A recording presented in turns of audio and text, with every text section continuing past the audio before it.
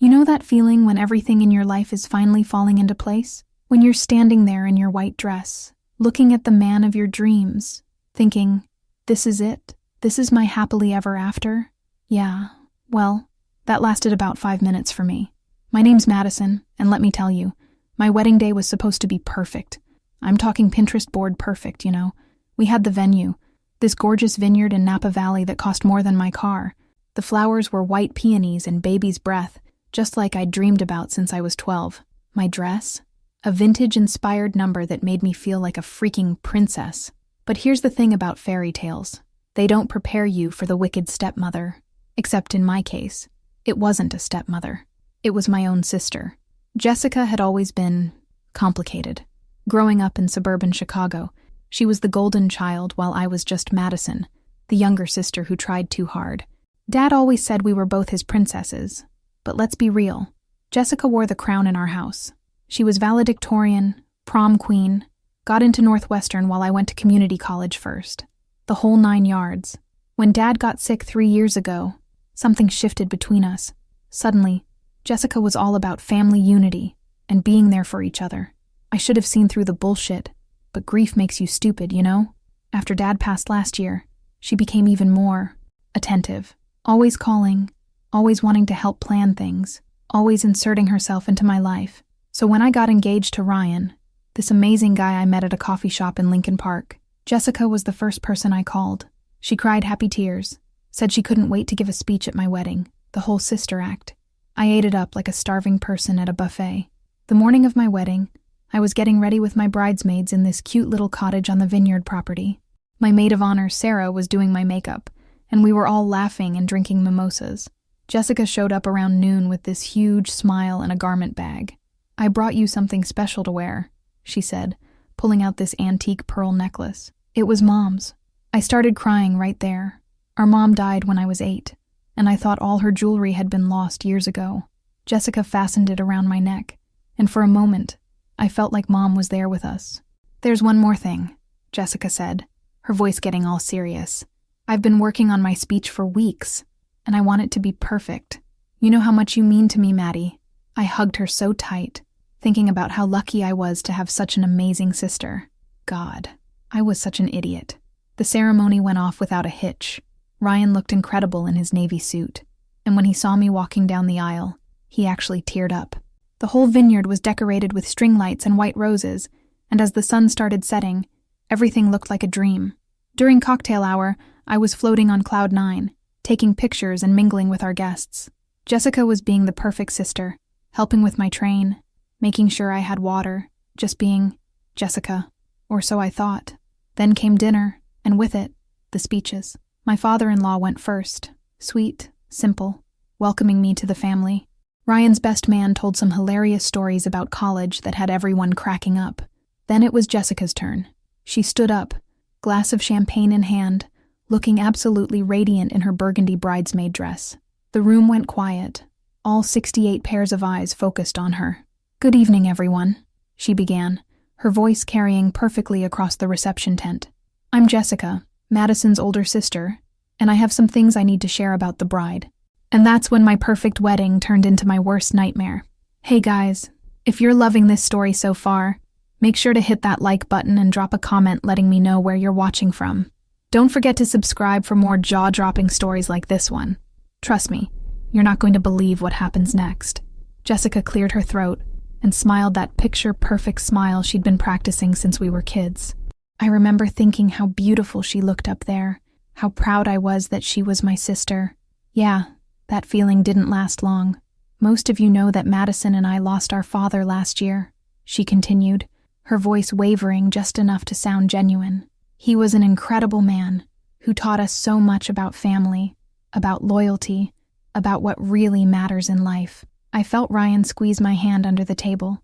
A few people dabbed at their eyes. So far, so good. "But what you might not know," Jessica said, her tone shifting slightly, "is that Madison has been struggling with some challenges that our father was very concerned about." My stomach dropped. What the hell was she talking about? "You see, our dad left behind some letters he wrote to me expressing his worries about Madison's stability, her decision-making, her ability to handle adult responsibilities. The room was dead silent. I could feel everyone's eyes on me, and my face started burning. Ryan's hand tightened on mine, and I heard him whisper, "What is she doing?" Jessica pulled out a folded piece of paper from her clutch. Dad wrote this just 2 months before he passed. He said, and I quote, "Jessica, I'm worried about your sister. She's always been impulsive, but lately she's making choices that scare me.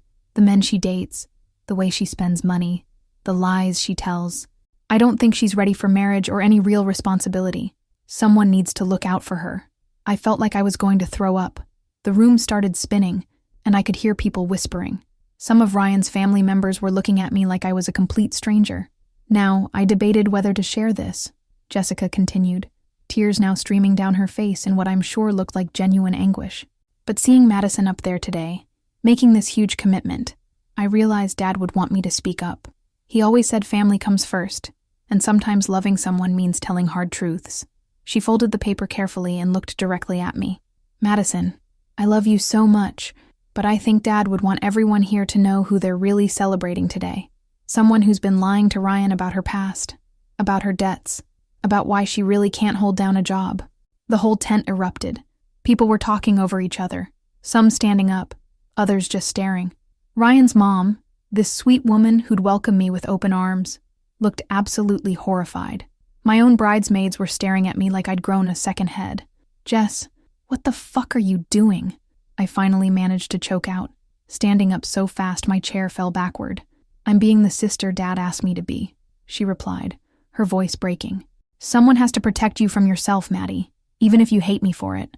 Ryan was on his feet now too, his face red with anger. "This is completely inappropriate, Jessica. What the hell is wrong with you? Ask your wife about the $15,000 she owes in credit card debt," Jessica shot back. "Ask her why she got fired from her last 2 jobs. Ask her about the DUI she never told you about." That's when I completely lost it. "You lying bitch!" I screamed, lunging toward her. Sarah and my cousin Emma grabbed my arms, but I was seeing red. "Dad never wrote that. You made that up." "Maddie, calm down," Jessica said, stepping back with fake concern. "This is exactly what Dad was talking about. This anger, this instability. Get out!" I yelled. "Get the fuck out of my wedding!" But the damage was done. Ryan's family was gathering their things, shooting me dirty looks.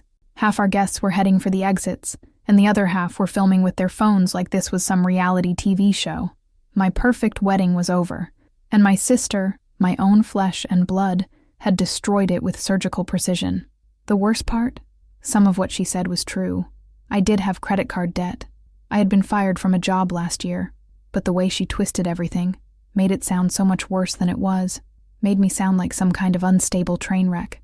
As I stood there in my $1,000 dress, watching my fairy tale crumble around me, I made myself a promise. Jessica thought she was so smart, thought she had all the cards. She had no idea what was coming for her. The aftermath of my wedding was like living through a tornado and then having to clean up the debris while people stood around taking pictures.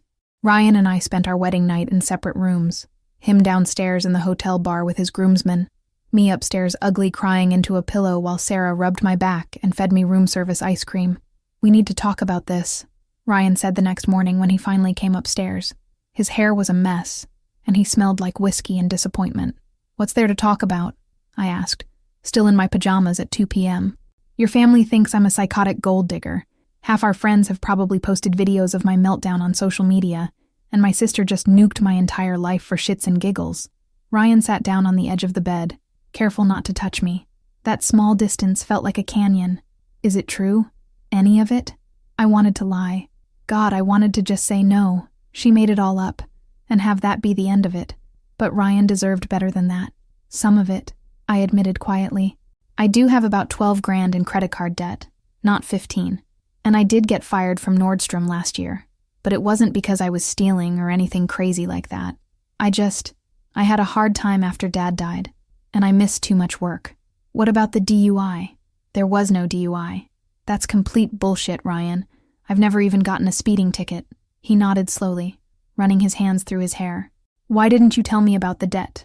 About getting fired? Because I was embarrassed. Because I was working on fixing it. Because I didn't want you to think I was some kind of disaster who couldn't get her life together. We sat in silence for what felt like hours. Outside, I could hear other hotel guests laughing by the pool, living their normal, unimploded lives. "I need some time to think," Ryan finally said. "Time to think about what? Whether you believe your wife or my psycho sister? Time to think about whether my wife exists," he said quietly. "Because right now, I don't know who I married yesterday." He left after that, went to stay with his buddy Mike in San Francisco, while I drove back to our apartment in Chicago alone, still wearing my going-away outfit, and wondering how everything had gone so wrong so fast. The next few days were brutal. My phone was blowing up with texts from relatives wanting to know what really happened, and friends who'd seen videos of the meltdown on Instagram. Ryan's mom called me exactly once to say she thought I should seek professional help before hanging up. But the worst part was the silence from Jessica. She didn't call, didn't text, didn't show up at my door with flowers and apologies like she used to do after our fights when we were kids. Nothing. Like she'd just dropped a bomb on my life and walked away to admire the crater. I spent 3 days in my pajamas, eating takeout Chinese food and watching trashy reality TV, before Sarah finally staged an intervention. "Okay, enough," she said, barging into my apartment with grocery bags and cleaning supplies. "You can't just hide here forever. Watch me," I mumbled from under my blanket fort on the couch. "Madison Elizabeth Sullivan, get your ass up. We're going to figure this out." "Figure what out? How to unruin my marriage? How to make everyone forget that my sister basically called me a lying, unstable mess in front of everyone I care about?" Sarah pulled the blanket off my head and sat down next to me. "We're going to figure out why she did it. Because this wasn't just some sister rivalry bullshit, Maddie. This was calculated. This was planned. And that letter she read? I've never heard your dad talk about you like that. Ever." That's when it hit me. Sarah was right. Dad might have been old-fashioned and overprotective sometimes, but he'd never called me unstable. He'd never worried about my decision-making. Hell, he was the one who taught me to trust my gut. "You think she made it up? I think your sister is a manipulative bitch who wanted to destroy your wedding for some reason, and I think we need to find out why." I sat up for the first time in days, my brain finally starting to work again instead of just wallowing in self-pity. "Dad's office," I said suddenly. "He kept everything. Every letter, every document, every receipt. If he really wrote something like that about me, it would be in his desk." Sarah grinned. "Now you're talking. Let's go find some evidence." What we found in Dad's home office changed everything. Dad's house in Evanston had been sitting empty since he passed, waiting for Jessica and me to decide what to do with it. Jessica had been pushing me to sell it, saying it was too painful to keep around, but I couldn't bring myself to let go of the last piece of him. Now I was grateful for my procrastination. Sarah and I drove out there on Thursday afternoon. The house still smelled like Dad's cologne, and the coffee he used to drink every morning. Everything was exactly as he'd left it. His reading glasses on the kitchen counter, yesterday's crossword puzzle half finished on his desk. "This feels wrong," I said, as we stood outside his office door. "Like we're invading his privacy or something." "Maddie, your sister just destroyed your marriage with a letter that supposedly came from this room. I'd say we're past worrying about privacy." Dad's office was organized to a fault, everything labeled, filed, and sorted, just like the accountant he'd been for 40 years. His desk had separate drawers for bills, insurance papers, tax documents, and personal correspondence. We started with the personal stuff. "Look at this," Sarah said, pulling out a stack of birthday cards. "He kept every single card you and Jessica ever gave him." I found a folder labeled Madison and another labeled Jessica. My heart was pounding as I opened mine first. Inside were report cards, school photos, college graduation pictures, and a bunch of letters I'd written him over the years. At the very bottom was a letter in his handwriting, dated just 3 months before he died. "My dearest Madison," it began, and I had to sit down. "Read it out loud," Sarah said, sitting on the arm of Dad's chair. "My dearest Madison, I've been thinking a lot lately about what kind of father I've been, and what kind of legacy I want to leave my girls. I know I wasn't always perfect. Your mother was better at the emotional stuff than I ever was. But I want you to know how proud I am of the woman you've become. You have such a big heart, such strength, and such determination to always see the best in people. Sometimes I worry that people will take advantage of that kindness, but I also know it's one of your greatest gifts. You're going to make someone very happy someday, and I can't wait to walk you down the aisle." I started crying before I finished reading. This was my dad, not the man Jessica had quoted at my wedding. "Check Jessica's folder." Sarah said quietly. Jessica's folder was thicker, filled with her academic achievements and newspaper clippings about her various successes, but at the bottom, there was something that made my blood run cold. A letter from Dad's lawyer, dated 2 weeks before Dad died, with a notepaper clipped to the front in Dad's handwriting. Per Jessica's request, new will revision. Not sure about this, but she says it's what's best for Madison. Holy shit, Sarah whispered. Open it. The letter was about changes to Dad's will, specifically about how Jessica had convinced Dad to put her in charge of my inheritance, all of it, the house, the life insurance money, Dad's retirement account, everything. According to the letter, Jessica had told Dad I was financially irresponsible and needed someone to manage my affairs until I turned 30. I was 26. She fucking conned him, I said, my hands shaking as I read. She convinced a dying old man that his younger daughter was too stupid to handle money, and he believed her. But that wasn't even the worst part.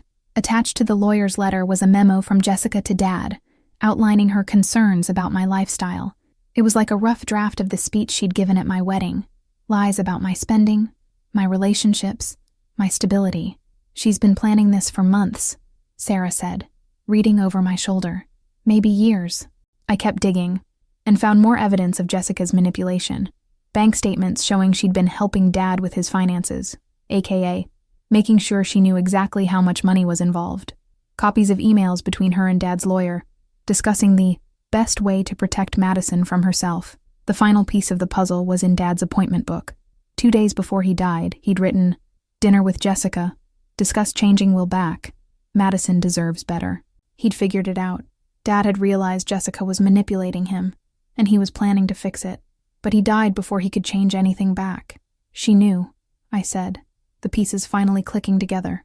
She knew Dad was going to cut her out of the control thing, and she knew if he lived long enough, he'd see through her bullshit.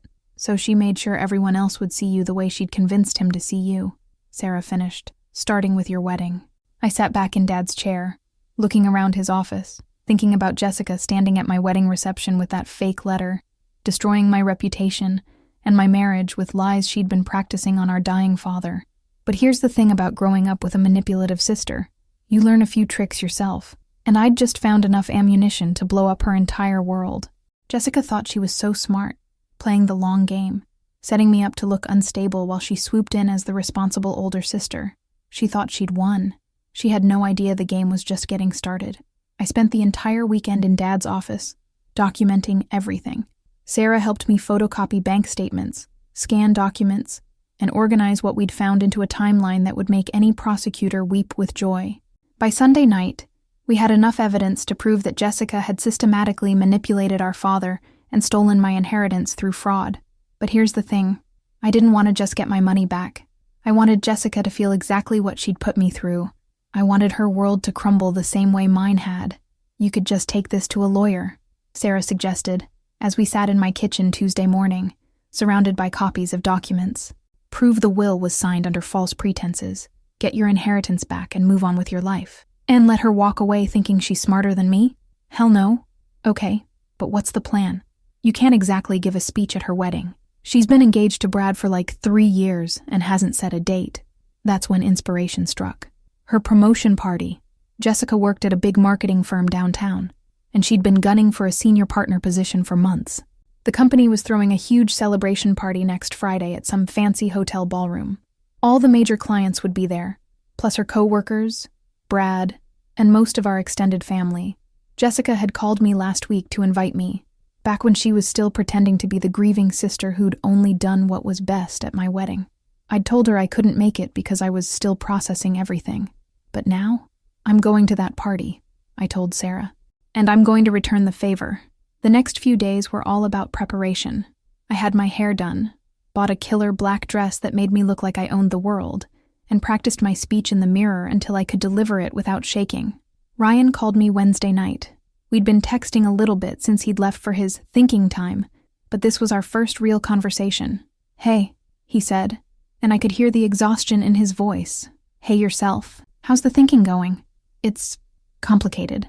I've been talking to my therapist about everything, and she thinks we should try couples counseling when I get back." My heart jumped a little. "When you get back?" "This weekend. I want to work on this, Maddie."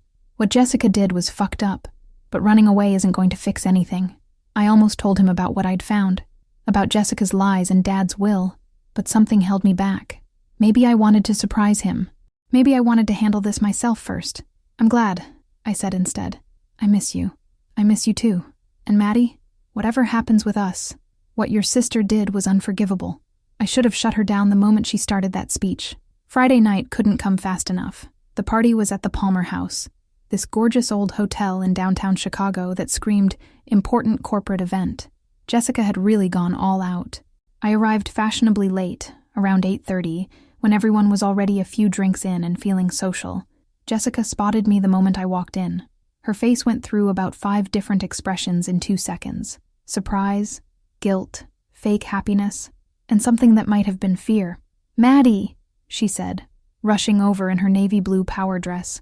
"I'm so surprised to see you. I thought you said you couldn't make it." "I changed my mind," I said, accepting her awkward hug. Couldn't miss my big sister's big night. She introduced me around to her coworkers and clients, playing the perfect sister act. "This is my little sister Madison," she kept saying. "She just got married," like my wedding hadn't imploded in spectacular fashion 2 weeks ago. Around 9:30, Jessica's boss called for everyone's attention. He gave a nice speech about Jessica's dedication and achievements, and then Jessica got up to speak. She thanked the company, thanked her team, thanked Brad for his support.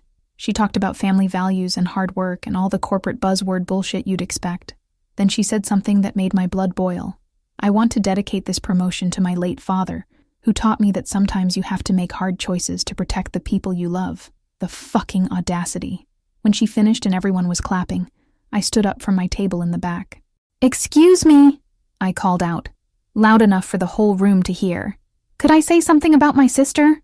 Jessica's face went white, but she couldn't exactly say no without looking like a bitch in front of her new partners. "Of course," she said, her smile so fake it could have been made in China. I walked to the front of the room, my heart pounding but my voice steady. This was my moment. "Thank you, Jessica. I'm Madison, Jessica's younger sister, and I have some things to share about the woman you just promoted." I pulled out a folder from my purse, the same way Jessica had pulled out that fake letter at my wedding. 2 weeks ago, Jessica gave a speech at my wedding where she claimed our father had written a letter expressing concerns about my stability and character. The room was dead quiet. Jessica's boss looked confused, and Brad was staring at me like I'd lost my mind. What she didn't tell anyone is that she wrote that letter herself, as part of an elaborate scheme to steal my inheritance. And then I told them everything. "Let me read you something my father actually wrote about Jessica," I continued, unfolding one of the real documents I'd found. "This is from a note to his lawyer, dated 1 week before he died. I'm beginning to suspect Jessica has been manipulating me regarding Madison's finances. I want to change the will back to its original form before I sign anything else." The room erupted in whispers. Jessica's face had gone from white to green, and she was gripping the podium like it was the only thing keeping her upright. "Madison, stop," she said, her voice barely audible. "This isn't the place." "Isn't the place for what? The truth?" I pulled out another document. "This is a bank statement showing Jessica convinced our dying father to give her control of my entire inheritance, over $400,000, by telling him I was financially irresponsible and unstable." Brad stood up from his table. "What the hell are you talking about? Ask your fiancée about the fake letter she created to make our father doubt my character. Ask her about the emails she sent to his lawyer, painting me as an unstable disaster who couldn't be trusted with money. Ask her why she destroyed my wedding with lies she'd been practicing on a man with terminal cancer." Jessica finally found her voice. "You're having another breakdown, Maddie. Just like at your wedding. This is exactly what Dad was worried about." "Dad was worried, all right." I cut her off. "He was worried about you. Here's his appointment book from the week he died. Look what he wrote for the day after his last doctor's visit. Dinner with Jessica. Discuss changing will back. Madison deserves better." I held up the appointment book so everyone could see Dad's handwriting. "He figured out what you were doing, Jess, and he was going to fix it before he died. But time ran out, didn't it?" The silence in that ballroom was deafening. Jessica's new partners were looking at each other with expressions that clearly said, "What the fuck did we just promote?" "These are serious accusations," Jessica's boss said slowly. "Jessica, do you want to respond to—" "She's lying," Jessica finally exploded. "She's been unstable since Dad died. Ask anyone who was at her wedding. She attacked me in front of everyone. She's making this up because she's jealous that I got the promotion. I smiled. I'd been waiting for this. Actually, I have witnesses to everything I just said. Sarah Martinez here. I gestured to my best friend, who stood up and waved. Help me find all these documents in Dad's office. And I've already spoken to Dad's lawyer, who confirmed that Jessica convinced him to change the will by making false claims about my mental state and financial irresponsibility. You went to Roger? Jessica's voice cracked. I did. And he's very interested in the fact that you may have committed inheritance fraud. Turns out convincing someone to change their will based on lies is a felony in Illinois. The room was buzzing now. People were pulling out their phones, texting furiously. Jessica's carefully constructed world was crumbling in real time, just like mine had 2 weeks ago. So here's what's going to happen, I continued, my voice getting stronger with every word. I'm going to contest Dad's will in court, and I'm going to present all of this evidence to prove that Jessica manipulated a dying man to steal my inheritance. I'm also going to press charges for fraud, because what she did isn't just morally disgusting, it's illegal. Jessica was crying now, ugly tears that smeared her perfect makeup. Maddie, please. We can work this out privately. I was just trying to protect you. Protect me? You destroyed my wedding. You made my husband question everything about our marriage. You turned my grief over Dad into a weapon to use against me. Brad was staring at Jessica like he'd never seen her before. Is this true? Any of it? Brad, I can explain. Did you steal her inheritance? Jessica looked around the room desperately, like she was searching for an exit that didn't exist. It's complicated. It's really not, I said. She lied to our father about me being unstable so she could control my money. She lied to everyone at my wedding about Dad writing concerns about me. She's been lying to all of you about who she really is. I folded up my documents and put them back in my purse. Anyway, I just wanted everyone to know what kind of person you promoted. Someone who would manipulate a dying man and destroy her own sister's wedding for money. I started walking toward the exit, then turned back one more time. Oh, and Jessica? You said at my wedding that Dad would want you to tell hard truths about family. Well, here's a hard truth. Dad saw through your bullshit before he died. And now everyone else will too. The silence as I walked out of that ballroom was the sweetest sound I'd ever heard. The fallout from Jessica's party was even more spectacular than I'd hoped. By Saturday morning, the video was all over social media. Apparently, half her coworkers had been filming my speech. The hashtag #SharkSisterRevenge was trending on TikTok, and I was getting messages from strangers calling me a queen and an inspiration. But the real satisfaction came from watching Jessica's life implode in real time. Brad broke up with her that same night. I know because he called me around midnight, drunk and rambling about how he'd been dating a stranger for 3 years. I feel like such an idiot, he slurred into the phone. She's been lying about everything. Did she really destroy your wedding? She really did. Jesus Christ. I'm so sorry, Madison. I had no idea she was capable of something like that. The next morning, Sarah showed up at my apartment with coffee and bagels, scrolling through her phone with a huge grin. Your sister's LinkedIn has been deleted, she announced. And according to my friend who works at her company, they put her on administrative leave pending an investigation. Really? Really? Turns out corporate America doesn't love employees who commit inheritance fraud and destroy their siblings' weddings for fun. My phone rang. Ryan's name on the screen. Hey, I answered. Holy shit, Maddie. I just saw the video. You fucking destroyed her. I laughed despite myself. Did I go too far? Are you kidding me? That was the most badass thing I've ever seen. I'm actually kind of turned on right now. Ryan, I'm serious. My wife is a stone-cold warrior goddess, and I'm an idiot for ever doubting you. My heart did a little flip. Your wife? If you'll have me back. I was already planning to come home today and grovel, but after seeing you demolish Jessica with actual facts and evidence, I'm pretty sure I'm more in love with you now than I was on our wedding day. I started crying, happy tears this time. I missed you so much. I missed you too. And Maddie, I'm going to spend the rest of our marriage making up for the fact that I didn't shut your psycho sister down the moment she opened her mouth at our wedding. We talked for an hour, planning his flight home and our first couples therapy session. It felt like coming back to life after holding my breath for 2 weeks. But I wasn't done with Jessica yet. Monday morning, I met with Roger Peterson, Dad's lawyer, at his office downtown. He was a kind man in his 60s who'd handled Dad's legal affairs for years, and he looked genuinely upset about what Jessica had done. I should have questioned it more, he said, reviewing the documents I'd brought. When Jessica first approached me about concerns over your spending, I thought it was just normal sibling worry. She was very convincing. She had practice, I said. She'd been working on Dad for months. The good news is that we have a strong case for invalidating the will changes. Fraud is fraud, and these documents clearly show Jessica made false statements to influence your father's decisions. How long will it take? With this much evidence? Maybe 6 months. The inheritance fraud charges will take longer, but I think we'll be able to get your money back relatively quickly. That afternoon, I got a text from Jessica. Can we please talk? I know you hate me, but we're still sisters. I stared at that message for a long time before responding. We stopped being sisters the moment you decided to destroy my wedding. Don't contact me again. She tried calling twice.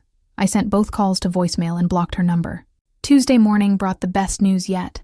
Sarah called me while I was getting dressed for a job interview. Turns out, destroying your manipulative sister at a corporate event makes you internet famous, and a local marketing company wanted to hire me based on my public speaking skills and ability to handle high-pressure situations. Jessica got fired, Sarah announced without preamble. What? My friend at her company just texted me. They finished their investigation and terminated her for conduct unbecoming and misrepresentation of character. Apparently, several clients saw the video and didn't want to work with someone who commits inheritance fraud for fun. I sat down on my bed, trying to process the information. A month ago, Jessica had been the golden child with the perfect job, perfect fiancé, and stolen inheritance. Now she was unemployed, single, and facing criminal charges. Do you feel bad for her? Sarah asked. I thought about it for a minute. Did I feel bad that my sister had lost everything? Did I regret exposing her lies and destroying her reputation? No, I said finally. She made her choices. She could have been happy with her own life, her own success, her own money. Instead, she decided to tear me down to build herself up. She destroyed my wedding, my marriage, and my relationship with my father's memory. She doesn't get to play victim now. That evening, Ryan came home. We fell into each other's arms at the airport like something out of a romantic movie, crying and laughing, and promising to never let anything come between us again. So what happens now? He asked as we drove home through the Chicago traffic. Now we work on us. We go to therapy. We rebuild trust. And we plan a do-over wedding that nobody can ruin. Not even your sister? I smiled, thinking about Jessica's empty LinkedIn profile and Brad's angry voicemails. Jessica's a little busy right now dealing with the consequences of her choices. I don't think she'll be bothering us anymore. I was right about that. But I had no idea just how far those consequences would reach. 6 months later, I was sitting in a courtroom watching Jessica sign documents that officially returned my inheritance to me. $437,000, plus interest. Enough to pay off my credit cards, buy a house, and start the marketing business I'd been dreaming about since college. Jessica looked like a different person. Thinner, pale, wearing a cheap suit instead of her usual designer outfits. She'd been working at a small accounting firm in the suburbs since getting fired, making about half what she used to earn. Brad had moved out of their apartment and was dating someone new, according to Facebook. Most of their mutual friends had sided with him after the video went viral. She didn't look at me once during the entire hearing. Roger Peterson had been right about the timeline. The will contest was straightforward with all the evidence we'd found. The criminal charges for inheritance fraud were still pending, but the prosecutor was confident about getting a conviction. Jessica would probably get probation and community service since it was her first offense, but the felony conviction would make it hard for her to find decent work in the finance world. How does it feel? Ryan asked, as we walked out of the courthouse into the spring sunshine. Like justice, I said, and like Dad's finally at peace. Our do-over wedding had been perfect. Small ceremony in a garden in Lincoln Park. Just close family and friends. Sarah was my maid of honor again. And this time, the only speeches were from people who actually loved us. Ryan's parents had apologized about 100 times for how they'd reacted to Jessica's lies, and his mom had cried when I showed her the real letter Dad wrote about me. My marketing business was taking off faster than I'd expected.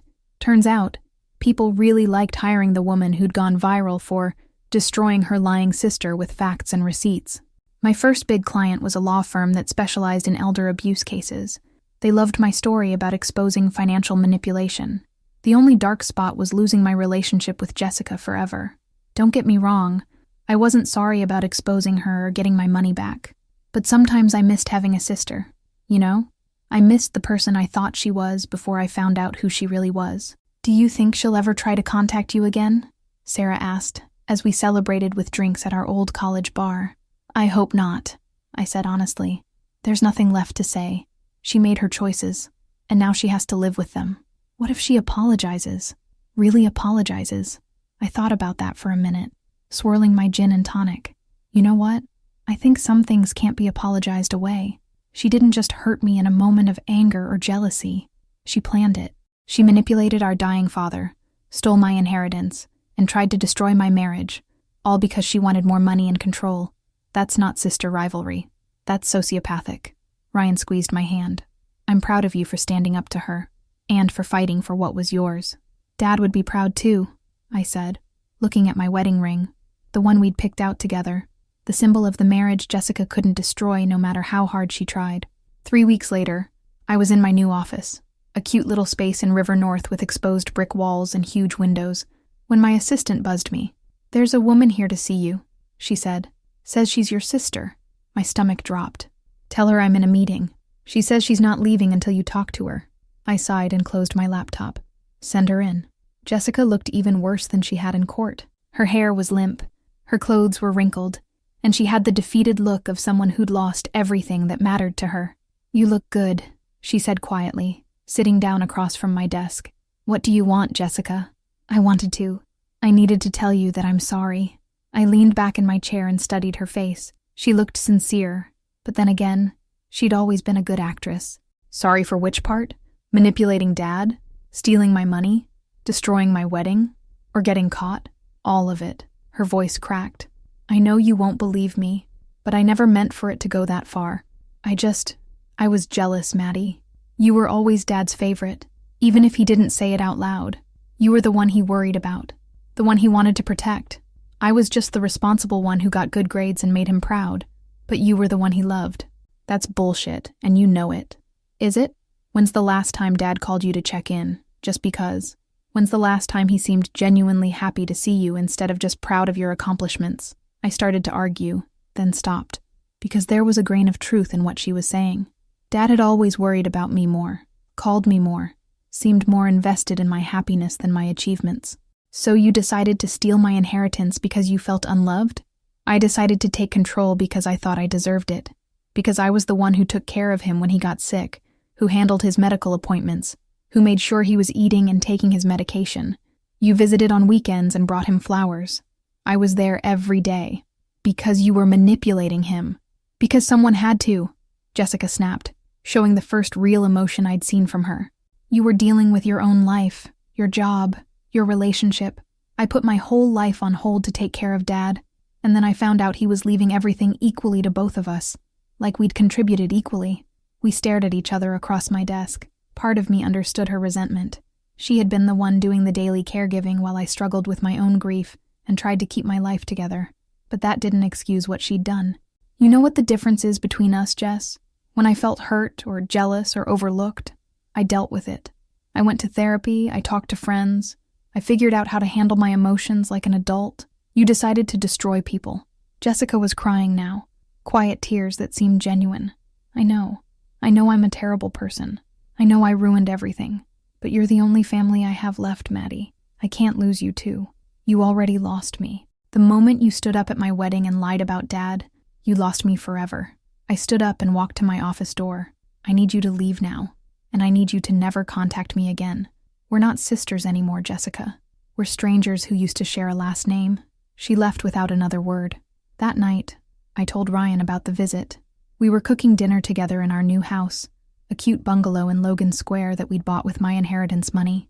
"Do you think you'll ever forgive her?" he asked. "Maybe someday I'll forgive her for my own peace of mind, but I'll never have a relationship with her again. Some bridges, once burned, can't be rebuilt. I'm sorry you lost your sister." "I'm not," I said, surprising myself with how much I meant it. "I lost someone who was never really my sister in the first place, someone who saw me as competition instead of family. And in return, I got my self-respect back, my inheritance back, and the knowledge that I'm stronger than I ever thought possible." Ryan kissed my forehead. "You're pretty badass, Mrs. Chen." "Damn right I am." As I looked around our kitchen, our house, bought with my money, filled with our love, I realized that Jessica had actually done me a favor. She'd shown me exactly who she was, and she'd given me the opportunity to show everyone exactly who I was too. Someone who fights back. Someone who doesn't back down when people try to tear her down. Someone who knows the difference between family and blood relatives. And someone who definitely knows how to throw one hell of a revenge speech. Thanks for sticking with this crazy story until the end. If you enjoyed watching Madison get her revenge on her manipulative sister, make sure to smash that like button and drop a comment letting me know where you're watching from. Subscribe for more jaw-dropping stories of family drama, betrayal, and people getting exactly what they deserve. Trust me, I've got plenty more where this came from, and you won't want to miss what's coming next.